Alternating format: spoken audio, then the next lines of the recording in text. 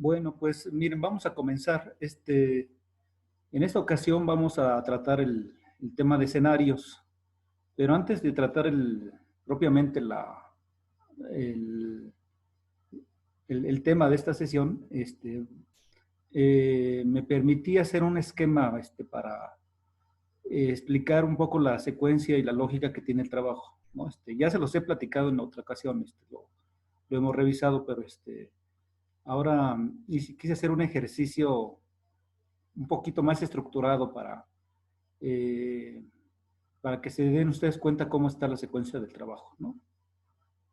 Entonces déjenme compartir la presentación.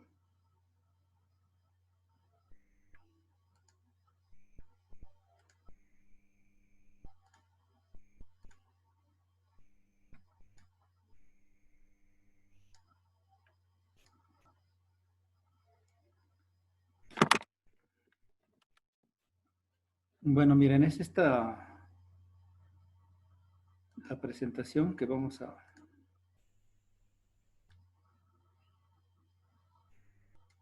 estar viendo. Bueno, miren, estamos avanzando bien. De hecho, vamos una clase adelantados, ¿no? De acuerdo al programa. Pero quiero aprovechar la oportunidad para que en esta ocasión que vamos a ver la fase 3 de escenarios, hacer un paréntesis para explicar lo siguiente, que es este esquema, ¿no? Bueno, en este esquema está explicado y voy a dejar la presentación. El proceso que se está siguiendo, digamos, en todo el ejercicio, ¿no? Y digamos, es un ejercicio interesante, que estamos representando, porque en sí mismo, digamos, que es ya todo el proceso de la idea de la planeación y el ordenamiento territorial, ¿no?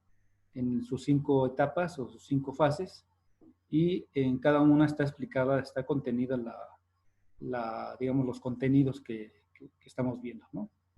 Entonces, digamos, tenemos dos fases, ¿no? Que es la fase de formulación y la fase de implementación, ¿no? Ahorita nosotros estamos en la fase de formulación, o sea, lo que estamos haciendo es en fase 1, fase 2 y lo que vamos a ver hoy, que es fase 3, digamos, la investigación en términos de cómo se está formulando el problema de investigación, cómo podemos hacer una caracterización, un diagnóstico, y lo que hoy veríamos serían los escenarios, ¿no? Entonces, y la fase de implementación es lo que viene después, ¿no? La fase de implementación, eh, es el punto 4 y el punto 5, ¿no?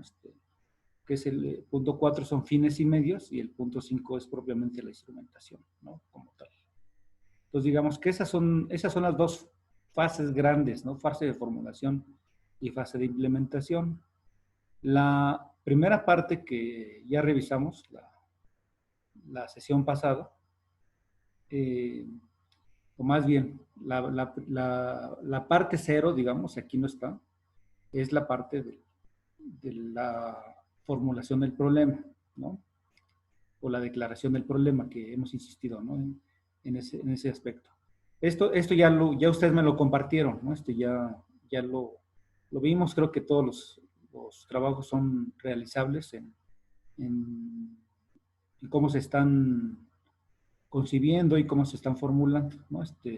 Ahora lo que yo les pido en la fase cero es que hagan pues básicamente es una diapositiva, digamos, cuando ustedes explican de manera general en qué consiste el problema que van a analizar, ¿no? O sea, y sobre todo en qué consiste el problema en el cual lo van a someter, digamos, a este ejercicio de planeación y de ordenamiento territorial, ¿no?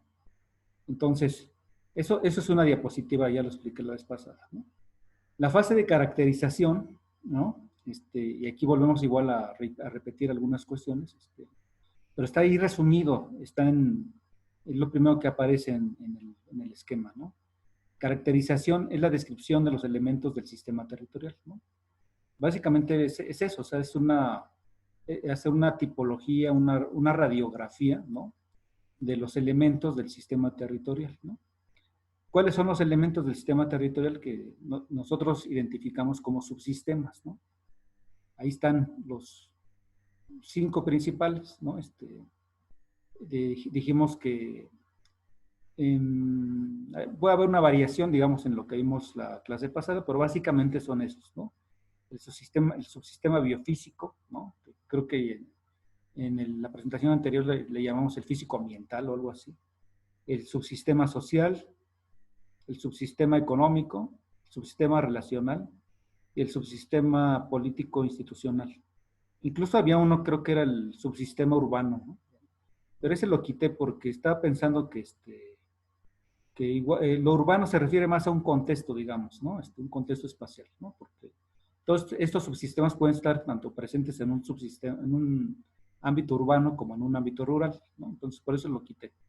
Y dejé solamente estos 5, digamos, por lo menos en este esquema, ¿no? A partir de ahí, digamos, ¿qué es lo que tenemos como herramientas? ¿Qué es lo que hemos revisado también, ¿no? Básicamente es este diagrama, digamos, el diagrama de los subsistemas, ¿no? Que ya compartí en una presentación PowerPoint, ¿no? Ya dejé la presentación PowerPoint, no la PDF, porque ustedes pueden retomar la figura del esquema, no el contenido porque el contenido son ejemplos, ¿no? Sino lo pueden adaptar retomando ya la figura del esquema para su trabajo, ¿no? Entonces, y comentamos que dentro de los subsistemas no era necesario, no era obligatorio que se incorporaran todos, ¿no? Porque de acuerdo al enfoque, a la orientación del trabajo, probablemente algunos iban a profundizar más en un subsistema que en otro, ¿no? Para no vernos tampoco tan todólogos, digamos, ¿no?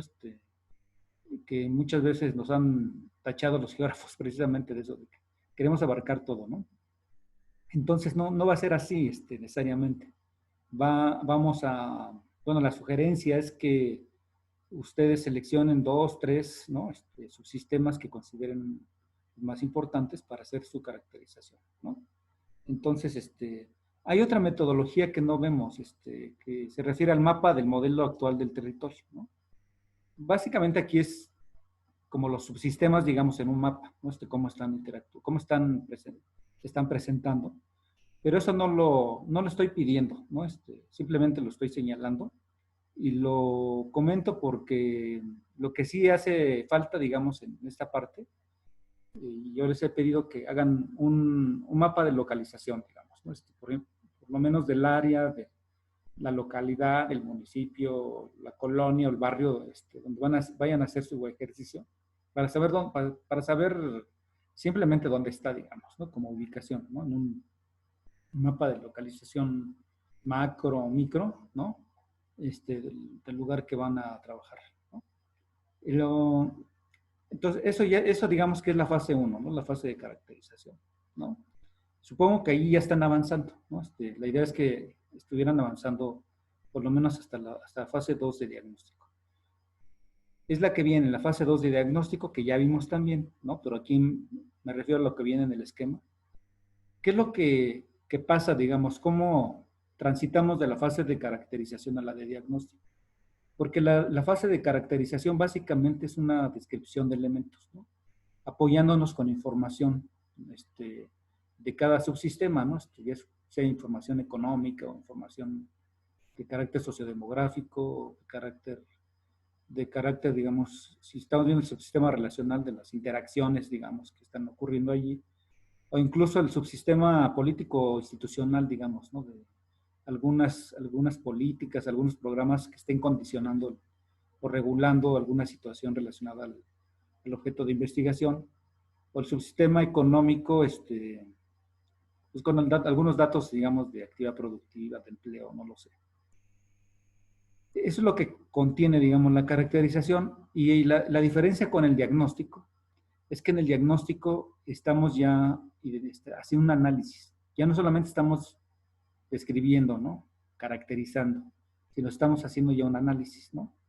¿De qué hacemos ese análisis? Pues de los puntos críticos, ¿no? Y conflictos, o de las relaciones causales, ¿no? Causa-efecto.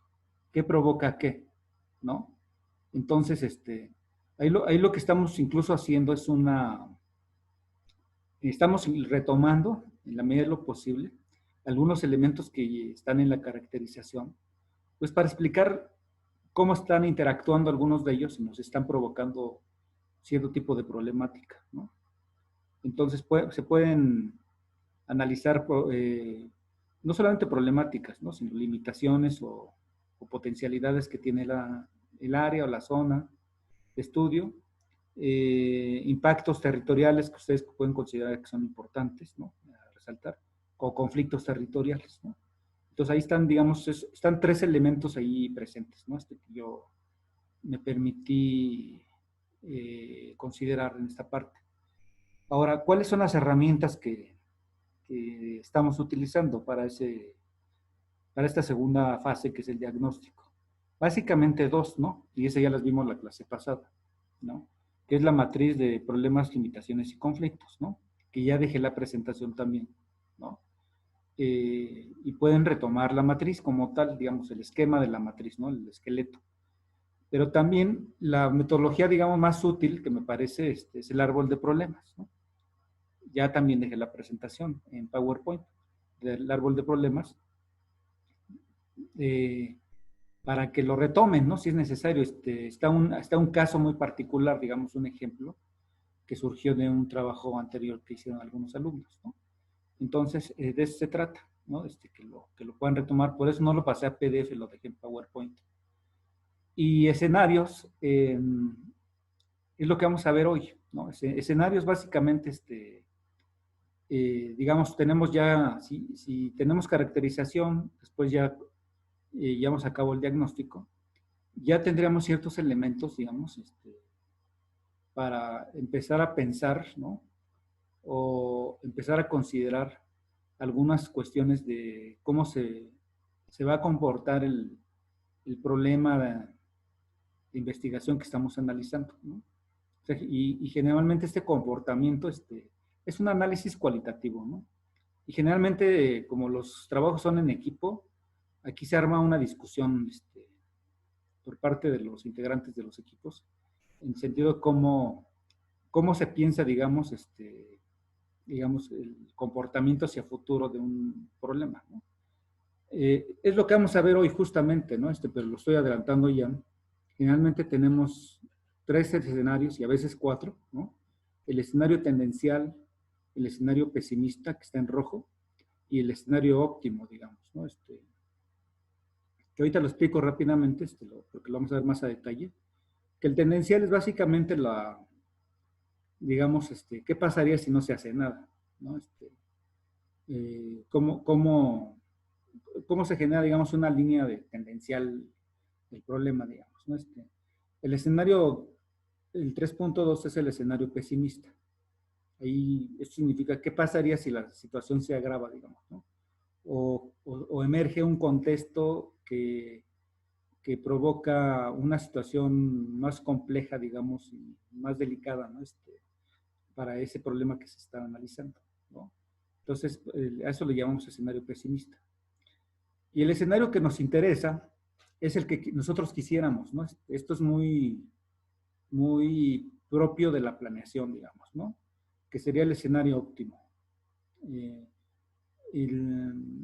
hay uno que se llama el escenario concertado, digamos, ¿no? Por aquí vamos a pensar que es el escenario óptimo, ¿no? El escenario óptimo es dónde quisiéramos llegar, ¿no? Con nuestro ejercicio. O bajo qué realidad distinta quisiéramos que se presentara nuestro objeto de investigación, ¿no? En el futuro, ¿no? Y esta realidad distinta se llama imagen objetivo, ¿no? Digamos que es como la realidad alterna, digamos, ¿no? Pero esa realidad alterna es la que queremos construir, ¿no? Y para generar esa realidad alterna, ¿no? O esa secuencia alterna, necesitamos generar acciones en el presente, ¿no? Entonces, ese es nuestro escenario óptimo. Y sobre ese trabajamos, ¿no? Porque los otros los descartamos, hasta ahí llegaron, ¿no? Solamente los mencionamos, ¿no? El tendencial, el pesimista, y el que vamos a trabajar es el escenario óptimo, ¿no? Entonces, de ese escenario óptimo pasamos a lo que son fines y medios, ¿no? Finos y medios son tres cosas, ¿no? son los objetivos que están ahí planteados hasta arriba en rosita, en una sombra rosa, las metas y sobre todo son las estrategias, ¿no? ¿Qué quiere decir esto? Bueno, los objetivos es prácticamente lo que quisiéramos hacer, o sea, ¿qué nos proponemos hacer o qué nos proponemos cambiar, ¿no? Para llegar a esta realidad distinta, ¿no? Los objetivos son cualitativos y las metas son cuantitativas, ¿no? Las metas se refieren más a cuestiones que se pueden cuantificar, ¿no? Como lo acabo de mencionar, ¿no? Eh, Son proposiciones, ¿no? En los dos casos, ¿no? Ya en su momento lo vamos a ver a más detalle. Pero el corazón de esta parte de fines y medios son las estrategias. Las estrategias es el 4.3, ¿no? Que aparece en amarillo, ¿no? Y las estrategias quiere decir el cómo le vamos a hacer, ¿no? O sea, es como la medicina, ¿no? ¿Cómo le vamos a hacer para cambiar esto? ¿No? Cada problema, cada enfermedad requiere una medicina diferente, un tratamiento diferente, ¿no? Entonces, hay, y lo mismo sucede en el territorio, o sea, cada problema territorial necesita un tratamiento distinto, ¿no? Y entonces, aquí hay algunas sugerencias, ¿no? De diferentes tipos de estrategias, ¿no? Que yo he estado considerando. No es una receta universal que pueda servir para todo, sino es una propuesta con directrices orientadoras, digamos, ¿no? Donde están presentes algunas estrategias, algunas que pueden ser más orientadas a desarrollo territorial, ¿no? Que promueven procesos, otras que tratan de resolver problemas, unas transforman estructuras y otras protegen valores, ¿no? Por ejemplo, en la parte ambiental, pues aquí está esa protección de valores ambientales, ¿no? En la parte de promover procesos, pues puede ser promover un proceso de equidad, promover un proceso de uso, pues de un uso más racional del territorio, promover una política pública, ¿no? Aunque esto más bien podría estar hasta el último, en algunos casos que se tienen que resolver problemas, etcétera, ¿no? Otras son más estas digamos que son como de desarrollo territorial, ¿no? Y las siguientes que están en gris son como de priorización, digamos, por zonas, ¿no? Donde se establecen escalas de prioridades por zonas, localización estratégica de los elementos que están estudiando, articulación de los elementos, ¿no? Y la última es más como de gobernanza, ¿no? De restricciones y regulaciones públicas, digamos, ¿no? Por ejemplo, hay lugares donde, sobre todo en el ordenamiento territorial, que pues, se tienen que cuidar, ¿no? O sea, tiene que haber una protección de valores porque tienen un aporte ambiental, digamos, algunas áreas importantes. Pero en este caso, digamos, no solamente es eso, sino también deberían de haber mecanismos de restricciones, ¿no? Para que no se utilicen ciertas áreas que tienen valores ambientales importantes, ¿no? Que interesa conservar, ¿no? O regulaciones, digamos, ¿no? Que zonas que estén sometidas a cierto tipo de regulaciones públicas, generalmente, ¿no? De interés, digamos, público. Entonces, esta es la parte de las estrategias.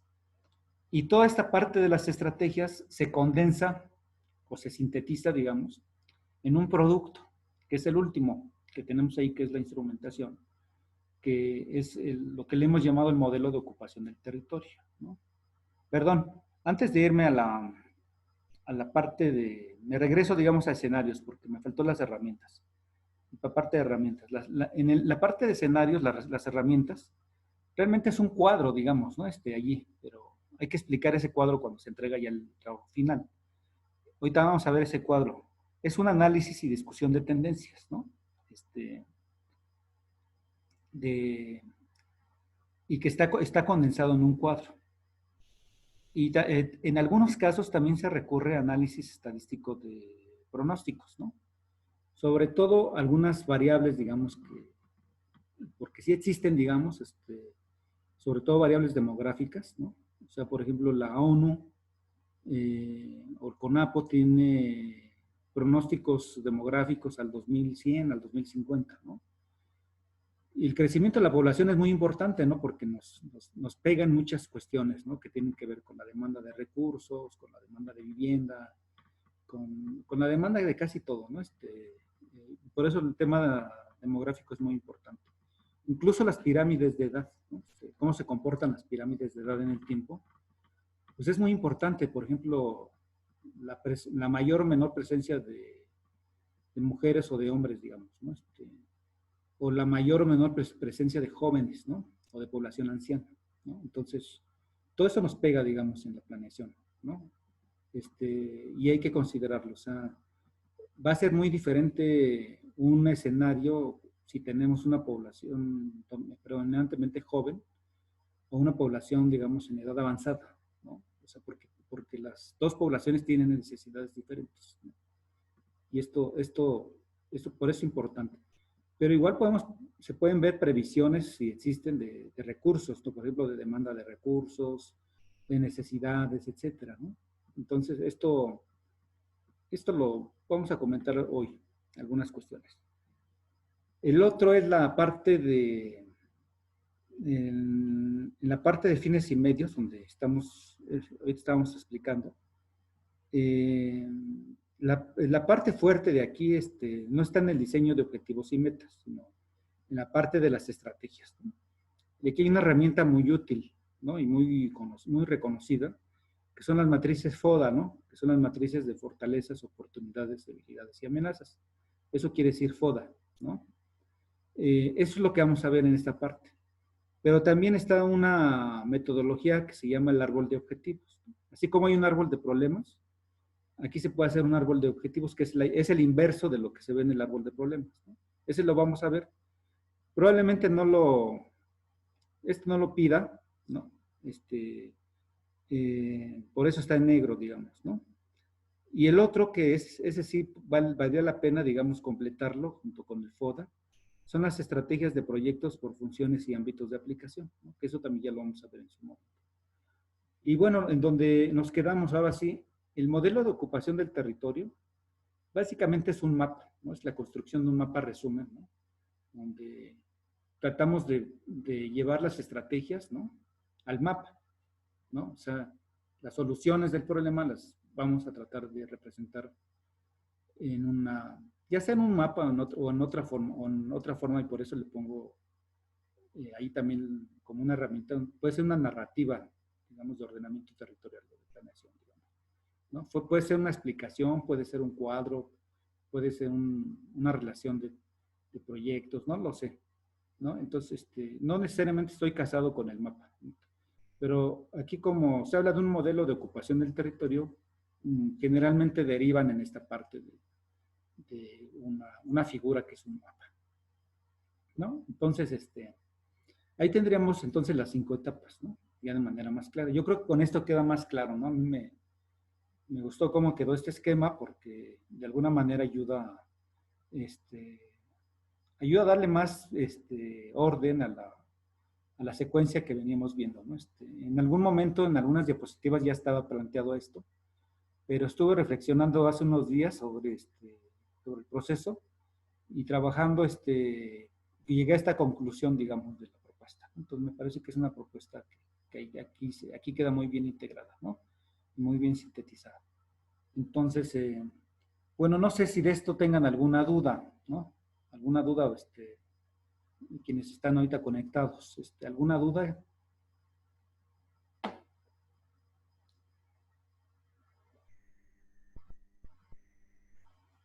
Víctor, Camila, Yael, ¿alguna duda?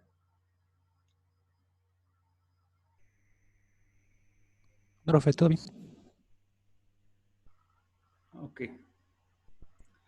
Bueno, entonces nos vamos a la parte de escenarios, ¿no? Que es nuestra siguiente. Bueno, antes de pasar, lo que yo les estoy pidiendo para el coloquio es fase 1 y fase 2, ¿no? O sea, para dentro de 8 días, ¿no? Que hagan bueno, obviamente fase 0, que es ya el planteamiento del problema que ya tenían, que hagan ya la caracterización, un primer acercamiento a la caracterización, y que hagan el ejercicio de la matriz de problemas, limitaciones y conflictos, o el árbol de problemas, ¿no? Que sería, digamos, las dos herramientas que ya tenemos. Ahorita no es necesario que expliquen, que se echen un rollo de esto, no es necesario. Eso lo van a hacer después en el documento escrito ya detallado de todo esto. Entonces, ahorita yo lo que les pido para la próxima sesión es la caracterización y el diagnóstico, ¿no? Es lo único que estoy pidiendo. Y eso, un avance, ¿no? No es, porque es un ejercicio de que nos vamos a ir con aproximaciones sucesivas, digamos, vamos a ir discutiendo como ya comentamos, ¿no? Entonces, es lo único que les estoy pidiendo ahorita. Y vemos ahorita lo de escenarios porque después de la clase próxima viene el periodo de las 3 semanas de vacaciones administrativas de la UNAM, ¿no? Y entonces, yo les quiero dejar ya la parte de escenarios para que ya vayan trabajando las 3 semanas, también el tema de escenarios, y vayan mejorando todo el tema de caracterización y diagnóstico, ¿no? Para que cuando regresemos a finales de julio, me parece que ya no es a finales de julio, sino a principios de agosto, tenemos el segundo coloquio, donde ya van a presentar caracterización, diagnóstico y escenarios, ¿no? Y así sucesivamente hasta, me parece que son 3 coloquios que vamos a tener de avances, ¿no? Entonces, justo por eso lo vemos el día de hoy, ¿no? Entonces, vamos a ver entonces la parte de escenarios. La parte de escenarios tiene que ver con esta idea, con la prospectiva, ¿no? En sí, digamos, la planeación y el ordenamiento territorial tiene implícita, digamos, una idea de racionalidad, ¿no? Y sobre todo prospectiva, ¿no? De pensar en el futuro, ¿no? De pensar en términos de anticipación, ¿no? Y sobre todo, prospectiva en términos de lo que ya hablamos, ¿no? De que el futuro se construye en el presente, ¿no? O sea, lo que queremos que suceda en el futuro, lo tenemos que construir en este momento, ¿no? Y eso va para los trabajos que ustedes están haciendo, ¿no? Para los ejercicios que ustedes están desarrollando. Entonces, la prospectiva, como está aquí en este texto de la diapositiva, señala que es un proceso sistemático y participativo para recopilar conocimiento relacionado con el futuro y construir visiones a mediano y largo plazo, con el objetivo de orientar decisiones que se han de tomar en el presente y movilizar acciones conjuntas para construir el futuro deseado, ¿no? Es esta misma idea que les acabo de comentar, ¿no? Es realmente la perspectiva, esta idea de tener una visión de mediano y largo plazo, digamos, ¿no? Aquí no se piensa, digamos, en esto que se critica mucho del inmediatismo, digamos, o el cortoplacismo, ¿no? De las acciones, ¿no? O la parte de ser reactivo, ¿no? Es todo lo contrario a ser reactivo, ¿no? No podemos reaccionar a los problemas cuando ya los tenemos enfrente, ¿no? Cuando ya tenemos el agua hasta el cuello, sino más bien lo que tratamos de hacer es un ejercicio anticipatorio, ¿no? Y de generar algunos cambios en el presente para transformar y para construir un futuro distinto. Entonces, bueno, algunas consideraciones que se pueden hacer en este sentido es que la planeación y el ordenamiento del territorio implica construir una visión de largo plazo que permita prever los acontecimientos y sus posibles evoluciones, ¿no? Que es lo que estoy comentando. La perspectiva implica un ejercicio colectivo de imaginación, ¿no? Aquí no tiene nada que ver con la perspectiva, no es un ejercicio de adivinación, digamos, ¿no? Ni de suerte, sino es un ejercicio donde se deben de expresar, de echar a andar las capacidades creativas y en este caso las capacidades imaginativas, ¿no? Si algo distingue a los seres humanos es la parte de la imaginación, ¿no? O sea, tenemos capacidad como de imaginarnos, ¿no? Y esa imaginación pues, lo ocupamos para muchas cosas, porque es lo que nos hace pensar justamente en términos del futuro, ¿no? O sea, imaginamos posibilidades, imaginamos futuros, ¿no? Imaginamos situaciones. Y esta imaginación está muy presente en toda la idea de planeación. Ese proceso se articula con esfuerzos concretos para transformar la realidad, ¿no? En este caso va a ser una imaginación, digamos, pues como parte de un ejercicio, digamos, ¿no? Generalmente esa imaginación se contrasta porque es un ejercicio colectivo, ¿no? Pero en este caso va a ser más individual, digamos, ¿no? Quizá va a ser colectivo porque lo vamos a discutir, ¿no? Pero me refería a colectivo cuando se discute con otros compañeros como parte de un trabajo de equipo, un trabajo colectivo en equipo. Además de aspectos cuantitativos, ¿no? Que ya mencioné que sí los tiene, que muchas de las cuestiones de prospectiva resultan de lo que existe en la realidad, ¿no? No estamos inventando cosas. O sea, la realidad nos da información y esa información nos permite establecer rutas, tendencias, ¿no? Identificar tendencias, ¿no? En este caso, vamos a considerar más aspectos cualitativos, digamos, los procesos sociales, permitiendo de esta manera una mirada más compleja e integradora de la realidad, ¿no? Entonces, con esas dos posibilidades, o sea, si existe interés, tiempo y se meten a buscar información, digamos, sobre algunos aspectos cuantitativos de lo que están investigando, pues es muy válido. Pero también la otra parte, pues creo que es la que va más a predominar, que es la parte más de análisis cualitativo, digamos, ¿no? De cómo esperamos que se comporte el objeto de investigación o la problemática que estamos investigando. La información de las etapas anteriores es el insumo para formular la visión de futuro, en la que a partir del modelo territorial actual se pueden construir escenarios alternativos posibles para un periodo de tiempo determinado. ¿Qué significa esto? Que una de las cosas que nos enseñan, digamos, a construir escenarios es la historia, es el pasado, ¿no? O sea, la historia es como que, aquí dice que la historia, digamos, que es la que genera la enseñanza para el presente y para el futuro, digamos, ¿no? Tenemos que aprender de la historia y porque en la historia, digamos, se está alimentando de las rutas, de las sendas, de los procesos, ¿no? Y esas sendas no cambian mucho, ¿no? En ocasiones no cambian mucho, o sea, son como sendas que ya se vienen generando desde tiempo atrás, ¿no? Y que se van proyectando hacia el futuro, ¿no? Lo que queremos en algunos casos es cambiar estas sendas, ¿no? Pero digamos, muchas de las cuestiones que nos permiten contextualizar los escenarios es justamente las tendencias que estamos observando en el pasado y cómo se proyectan hacia el futuro, ¿no? Justo de ahí surgen los pronósticos, digamos, ¿no? En cómo, por ejemplo, cómo se ve creciendo la población, digamos, ¿no? Cómo se ven las tasas de crecimiento de la población y esas se proyectan, o sea, con determinados tipos de escenarios y de técnicas estadísticas, ¿no? Entonces, es más o menos fácil, digamos, proyectar elementos demográficos. En el territorio es complejo, ¿no? El territorio es más complejo, como es un sistema complejo el territorio, a veces cuesta mucho trabajo, digamos, establecer escenarios, pero existen, digamos, ¿no? Por lo menos en términos de cierto tipo de aproximaciones, ¿no? Finalmente, partiendo de la situación actual del sistema territorial, ¿no? En cuanto a procesos críticos, oportunidades o amenazas, la prospectiva aporta un análisis territorial para la formulación de escenarios tendenciales y alternativos, lo que permite preparar situaciones no deseadas, ¿no? Y hacer visibles aquellas consideradas deseables, ¿no? Entonces, básicamente, este es el interés, digamos, por tener una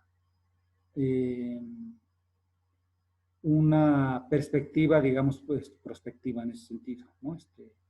Que nos permite situar tendencias, o sea, escenarios tendenciales y alternativos, ¿no? O sea, realmente lo que nosotros vamos a plantear es como un escenario alternativo, ¿no? Por eso decía al principio una realidad alternativa, ¿no? No una realidad alterna, sino una realidad alternativa, ¿no? Entonces, esto es algunas de las ideas, ¿no? Bueno, la parte de tipos de escenarios, ¿no? Que están aquí señaladas, y ya lo comenté, digamos, ¿no? Los tipos de escenarios nos permiten identificar distintas opciones de evolución del territorio o del problema en un contexto territorial, digamos, ¿no? Como mínimo, ya lo comenté, hay 3 escenarios, ¿no? El tendencial, el pesimista y el optimista, ¿no? los cuales brindarán la posibilidad de construir distintas hipótesis de futuro, ¿no? Básicamente es esto, o sea, como que cuando uno está planteando un escenario, uno está construyendo una hipótesis, ¿no? La hipótesis es un supuesto, digamos, ¿no? Aproximado de lo que va a ocurrir, ¿no? Pero la hipótesis requiere información, ¿no? No es algo que se nos vaya a ocurrir, sino más, o sea, vamos a plantear una hipótesis o vamos a plantear un escenario porque contamos con información, porque conocemos el problema que estamos analizando o porque tenemos datos que nos permiten, ¿no?, de alguna manera analizar las tendencias que estamos observando.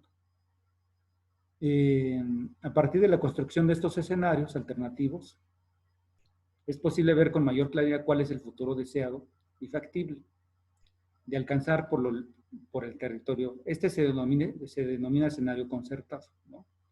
Pues su materialización solo será posible a partir de la concertación y esfuerzo articulado de los distintos actores. Por eso les decía que había otros escenarios. Este escenario deseado y factible no lo vamos a ver como tal porque se llama concertado porque cuando se hacen estos tipos de ejercicios se llega a un acuerdo con la gente o con la población en la cual se van a hacer las intervenciones, ¿no? Y por eso se llama escenario concertado. O sea, se llega a un acuerdo, una discusión, establecer acuerdos mínimos de cómo construir ese futuro, digamos, ¿no? Por eso se llama escenario concertado, pero no lo vamos a ver nosotros como escenario concertado, sino como escenario optimista. ¿Se acuerdan de esta imagen? Ya la vimos por lo menos 2 veces anteriormente, ¿no? Aquí están los tipos de escenarios, ¿no? Que digamos, en el eje de las X, en el eje horizontal, está, digamos, el tiempo, y en el eje vertical, el eje de las Y, están los cambios, ¿no?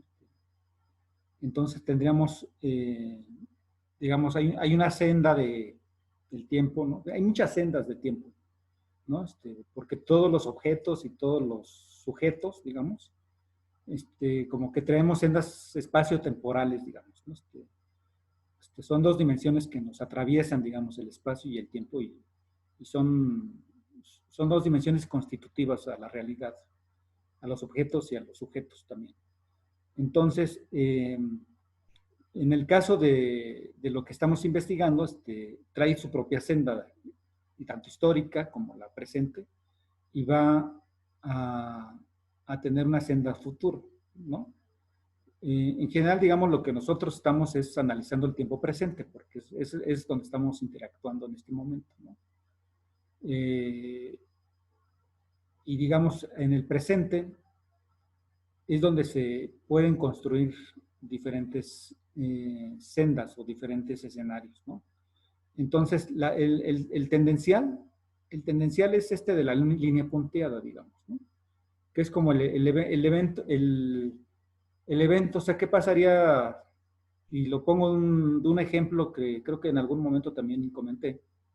Si yo lanzo una piedra, digamos, a una distancia, pues sigue una trayectoria, digamos, ¿no? Entonces sigue una tendencia, digamos. Lo más seguro es que dibuje una parábola, digamos, ¿no? Ese es el escenario tendencial, digamos, ¿no? Ahora, si yo lanzo un objeto y se atraviesa un pájaro, ¿no? A lo mejor es el escenario pesimista, digamos, ¿no? Entonces, porque es un escenario negativo, digamos, ¿no? Pero si yo lanzo una piedra y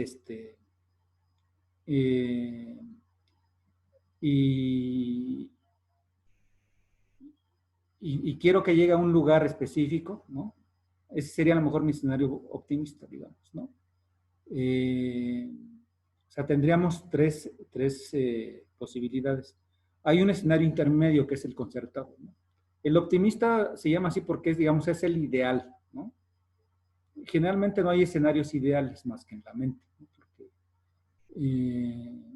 por ejemplo, uno puede tener cierto tipo de previsiones en la vida y siempre uno como que se quiere situar en un escenario ideal. Pero en la vida suceden muchas cosas y hay muchos cambios, ¿no? Que a veces no los podemos controlar, ¿no? Porque son externos a nosotros, ¿no? O son situaciones internas que no esperábamos, ¿no? Hay un cierto margen de incertidumbre en todo este proceso, ¿no? Y por eso no se habla mucho de escenarios optimistas, aunque nosotros lo vamos a manejar como escenario optimista. No le llamamos el escenario concertado, ¿no? El escenario concertado sería como un intermedio entre el optimista, o sea, entre el ideal, y el tendencial, ¿no? Y el escenario concertado, vuelvo a repetir, sería ahí ponerse de acuerdo con la población que va a ser objeto de la intervención, ¿no? Entonces, vamos a manejar nosotros escenario optimista. Bueno, en el escenario tendencial, ¿no? Bueno, aquí quité un poco cerré un poco la presentación porque no alcanzaba a ver el texto.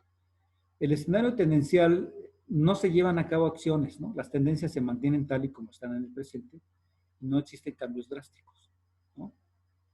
El escenario pesimista se agudiza la situación del territorio, ¿no? Los factores críticos internos se vuelven disruptivos y generan mayores desequilibrios. El entorno externo se vuelve desfavorable, ¿no?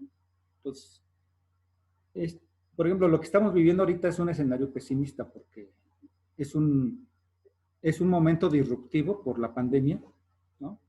Y sobre todo por un evento, por un entorno externo, digamos, una externalidad que se convirtió en desfavorable, ¿no? De carácter sanitario, ¿no?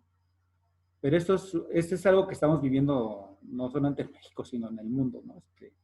Entonces, incluso este escenario pesimista probablemente nadie se lo esperaba, ¿no? Ese es el margen de incertidumbre del que yo estoy hablando, ¿no? Siempre en el mundo vivimos en un mundo de riesgo y de incertidumbre, ¿no? Y debemos estar preparados, entonces tenemos que tener como una hipótesis, digamos, para qué es lo peor que pudiera pasar, ¿no? A eso se refiere el escenario pesimista, ¿no? Entonces, estos eventos se vuelven disruptivos. Siempre los territorios van a estar sujetos a esto porque, o sea, vivimos en un mundo de riesgo, ¿no? Y de incertidumbre, pero lo que queremos justamente es disminuir el riesgo mejorando nuestras condiciones internas, digamos, nuestras capacidades de respuesta, ¿no? De eso se trata en planeación. El escenario optimista se incide en cambios que favorecen tendencias armónicas y de equilibrio. Es un modelo ideal porque puede tener restricciones de recursos, capacidades institucionales o entornos volátiles, digamos, ¿no? O sea, un contexto desfavorable. De todos modos, nosotros lo vamos a manejar como escenario optimista. No importa, digamos, bueno, vamos a tratar de mantener cierto tipo de objetividad, digamos, no irnos hacia una situación tampoco utópica, sino que sea una cosa más o menos creíble lo que estamos planteando, ¿no? Y el escenario concertado corresponde al escenario deseado, posible, factible, ¿no? Siendo realistas con las tendencias observadas y los recursos y capacidades para incidir en cambios favorables, ¿no? Entonces, digamos, el concertado, vuelvo a repetir, es el más adecuado que hay, pero no lo estamos considerando. Ahora, lo que yo quisiera que presentaran es cuando hagan digamos, la propuesta en cada caso, es un cuadro de este tipo, ¿no? Es una matriz, digamos, ¿no? Que es una propuesta. Entonces, los escenarios están en el eje de las Y, en el eje vertical, ¿no? Y en el horizontal están los procesos críticos, digamos, que se están investigando, ¿no? O que están resultando, digamos, en este caso, sí están los 4 escenarios, ¿no? Porque es una propuesta que yo retomé de un artículo, de un libro, perdón, ¿no? Entonces ahí está el escenario concertado, está el escenario pesimista, el optimista y el tendencial, ¿no? Entonces, déjenme abrirlo un poco más, porque no se alcanza a ver bien. Entonces, básicamente ahí, o sea, aquí se habla de la expansión de la agricultura, la migración rural-urbana, la contaminación de recursos naturales. No es necesario que pongan todo esto, digamos, o que ubiquen demasiados aspectos críticos, ¿no? Sino solamente el principal que ustedes están identificando, ¿no? Si es movilidad, pues, ¿qué va a pasar con la movilidad, por ejemplo, ¿no? si es el tema de la gestión de residuos sólidos, ¿qué es lo que va a pasar con esto, ¿no? Entonces, ese es el factor crítico que ustedes están identificando como el problema principal, digamos, ¿no? ¿Cómo se va a comportar, ¿no? O sea, yo me conformo con que planteen los tres escenarios, el tendencial, el pesimista y el optimista, y que ubiquen bien los aspectos críticos que están manejando. El aspecto o los aspectos críticos, nada más, ¿no? Básicamente es eso lo que vamos a pedir. Para la presentación me refiero, ¿no? Ahora, esto, esto se apoya y en términos de lo que ya comenté, de la construcción de un escenario, digamos, utiliza datos, se utiliza información, ¿no? De preferencia, ¿no? Por ejemplo, algunos hablan de lo que son los pronósticos, digamos, ¿no? En términos de planeación territorial y de ordenamiento territorial, generalmente no recurrimos a la palabra pronósticos, ¿no? O sea, no pronosticamos el territorio como tal, ¿no? Sino más bien hay información que puede ser sujeta de pronóstico, ¿no? Como cuando se pronostica el clima, por ejemplo, ¿no? El clima es una complejidad, ¿no? Pronosticarlo, pero ya se han desarrollado muy bien las metodologías ahí que se acercan mucho, digamos, a los pronósticos climáticos, o del tiempo atmosférico más bien. Pero en territorio, en cuestiones territoriales o espaciales, no podemos hablar de pronósticos espaciales como tal, ¿no? Sí vamos a hablar de algunos elementos del territorio, ¿no? Como datos, digamos, como variables, ¿no? Por ejemplo, en cuanto a población, existen pronósticos demográficos, ¿no? Que básicamente es la población, la tasa de crecimiento, la población total, el componente de población urbana y rural, algunas cuestiones migratorias y las pirámides demográficas que suelen ser muy útiles para este tipo de ejercicios, ¿no? Porque las pirámides demográficas nos dan mucha información, sobre todo del comportamiento de los grupos de edad, ¿no? Y como cada grupo de edad tiene necesidades distintas, pues eso es muy útil, ¿no? Se vuelve muy útil. Los pronósticos sociales, bueno, aquí regreso a los demográficos. Por ejemplo cuando las tasas de población, digamos, son más altas de lo común, pues eso tiene una repercusión inmediata en todo lo que es la vivienda y el proceso de urbanización, por ejemplo, ¿no? Sobre todo cuando se habla de población urbana, perdón, ¿no? Cuando existe población joven, tiene cierto tipo de demandas, ya sean, si están en edad laboral, pues tiene demanda de trabajo. Y si están en edad de recibir educación, pues va a haber demanda de servicios educativos, ¿no? Cuando la población es mayor, pues va a tener demandas relacionadas, digamos, a cierto tipo de atención médica, por ejemplo, ¿no? Entonces, por eso es importante los pronósticos demográficos. Los sociales, que es el siguiente, son los cambios en la estructura social, la expulsión de población, inmigración, redefinición de necesidades sociales, infraestructuras sociales, etc. Entonces, tienen que ver con el perfil y las características de la población misma también, ¿no? A partir de necesidades, sobre todo, ¿no? Una de las cosas que ahora resultaron con el tema de la pandemia, que ya se sabía, pues es todo este tema que tiene que ver con la alimentación, por ejemplo, ¿no? O sea, si sabemos que los sectores, digamos, que tienen mayor ese tipo de enfermedades, como diabetes, como obesidad, etcétera, pues son los sectores más afectados. Pues aquí lo que se va a requerir, y de hecho esto se ha estado tratando de implementar, pero no ha tenido el éxito que se esperaba, de cambiar, digamos, patrones de alimentación, ¿no? Mejorar las condiciones nutricionales de la población. Esto es una cosa, digamos, que se va a tener que atender, digamos, ya y hacia futuro, digamos, ¿no?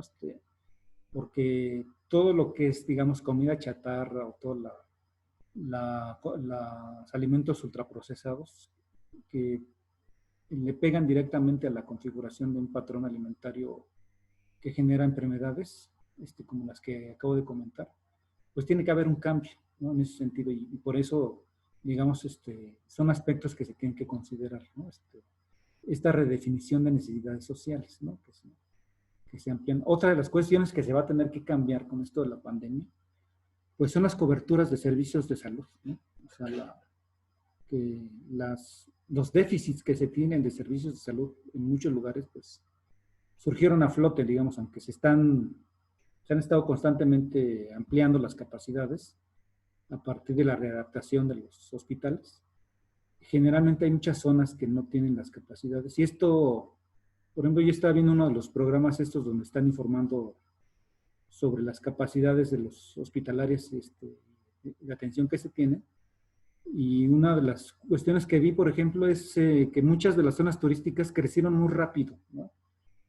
Y la población creció tan rápido que no hubo la parte correspondiente de satisfacción de servicios de salud, ¿no? Y por eso se generaron unos déficits enormes en algunas áreas turísticas, ¿no? ¿Qué es lo que pasa mucho en las áreas turísticas como tipo Cancún o tipo Playa del Carmen, que crecen muy rápido, tan rápido que no da lugar a que se generen servicios de manera adecuada, digamos, ¿no? En términos generales y particularmente los de salud. Bueno, el otro elemento es el consumo de recursos básicos. Aquí pues hay una variedad y cantidad de recursos que se están utilizando, ¿no? Que se están consumiendo, y que esto pues pues tiene una serie de implicaciones, digamos, en cómo se va a atender esta parte de la oferta y la demanda de servicios básicos, digamos, sobre todo energéticos, agua, suelo, etcétera, ¿no? Entonces, esto es muy importante, sobre todo en lugares, digamos, que ya presentan situaciones críticas, digamos, incluso aquí en la misma Ciudad de México, lugares como Iztapalapa, por ejemplo, en términos de abastecimiento de agua, por ejemplo, ¿no? Entonces, son problemas reales, ¿no? Los que existen, ¿no? Y que se tienen que atender porque, y que además esto no solamente es un problema local, sino es un problema quizá mundial, digamos, ¿no? El tema hídrico, digamos, el tema de la demanda hídrica, que va a poner en riesgo a muchas poblaciones. Otros serían los pronósticos en los cambios en la economía nacional, en sectores específicos o en regiones específicas, ¿no? Crecimiento y condiciones y niveles de inversión, etcétera, ¿no? Por ejemplo, ahorita con el tema de la pandemia, lo que se está viendo es que pues, prácticamente hay una crisis económica, digamos, que se genera. Y aquí lo interesante es ver cómo se va a salir de todo este problema, ¿no? Porque todavía no están dadas las condiciones como para ir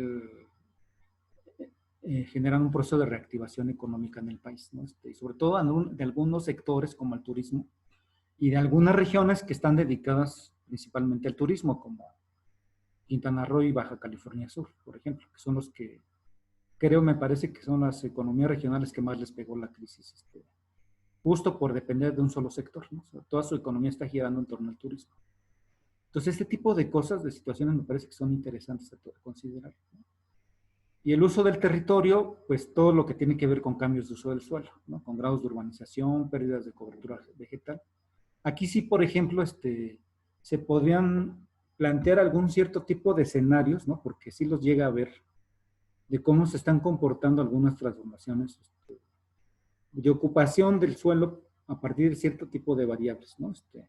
O de grados de urbanización, sobre todo de grados de urbanización, por ejemplo, esto se puede, hay ejercicios, digamos, que existen para hacer este tipo de análisis, ¿no?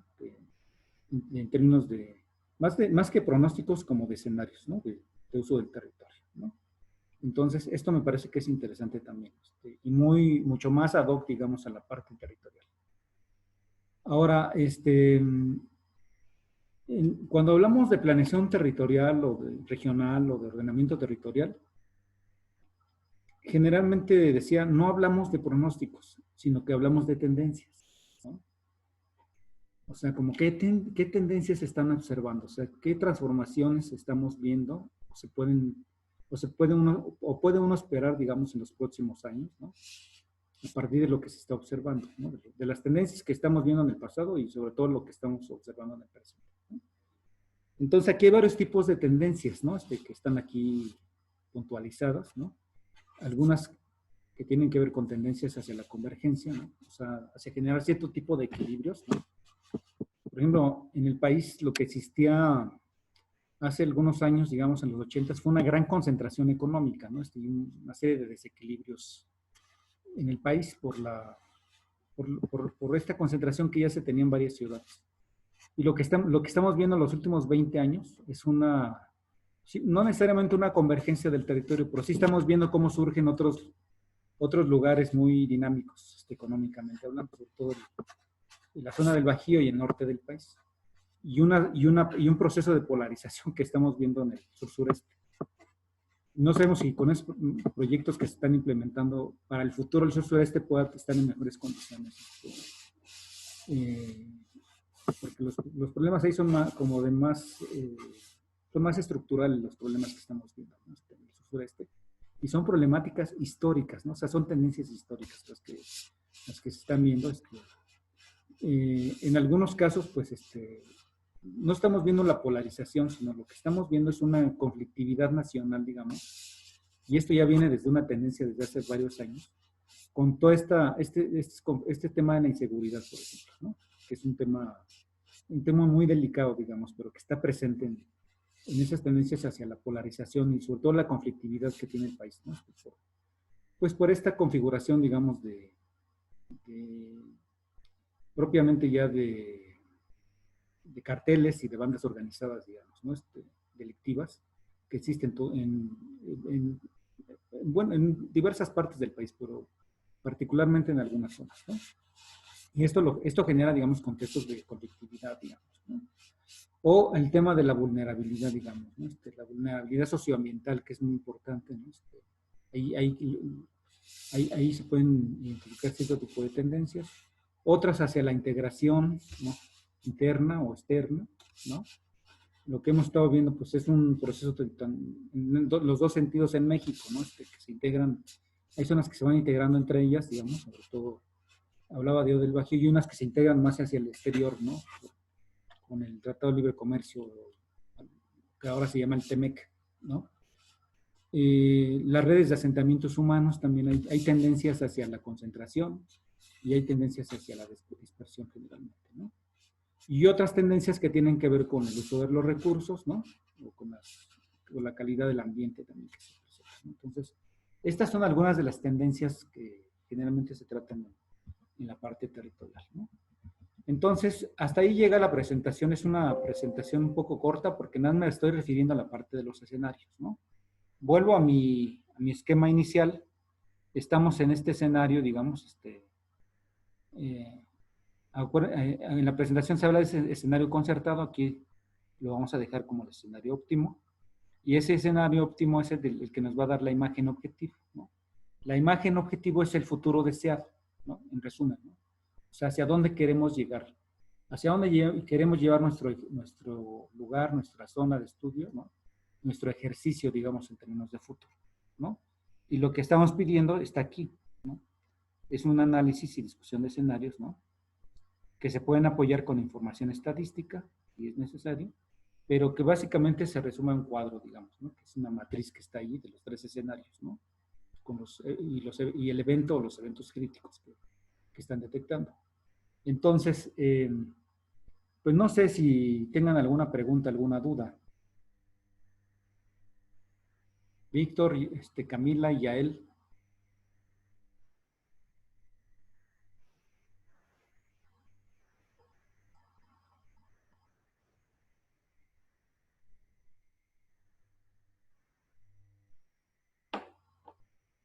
¿Alguna pregunta, algún comentario?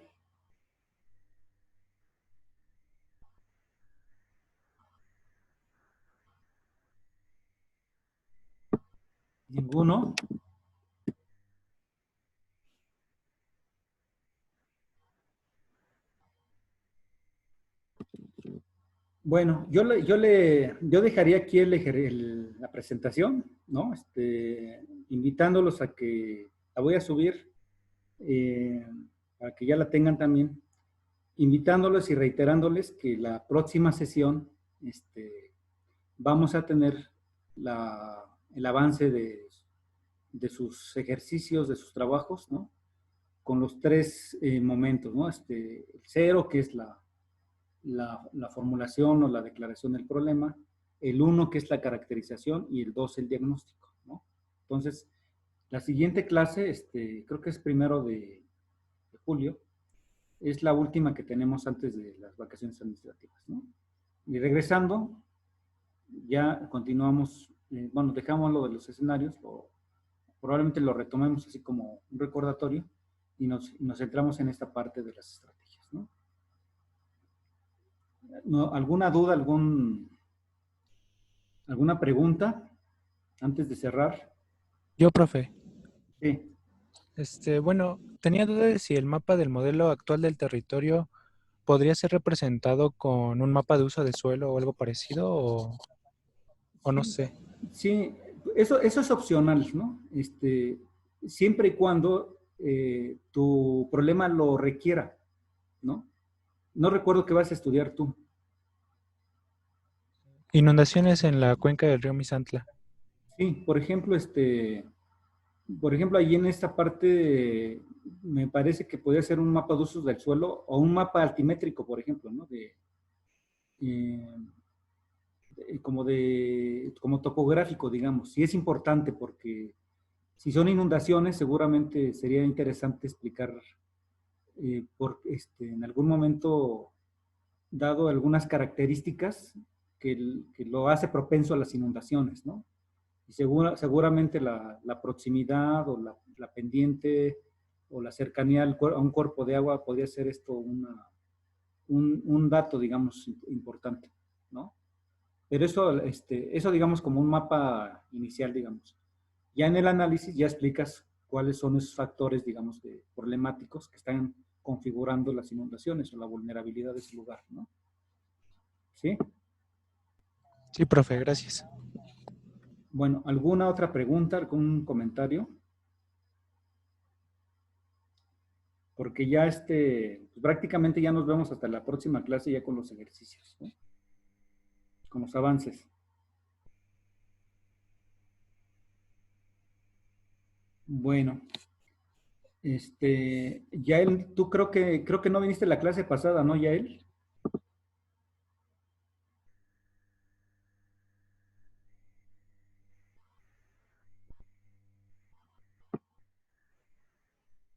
Bueno, no, creo que no me escucha. No, era un poco para ver si había alguna duda, porque de todas maneras ya subí las presentaciones y también subí los videos. Ya están todos los videos prácticamente del curso.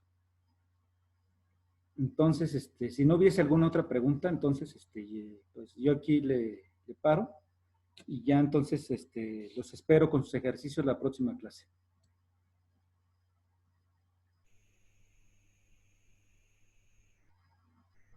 Vale, gracias. Hasta luego, profe. Hasta luego.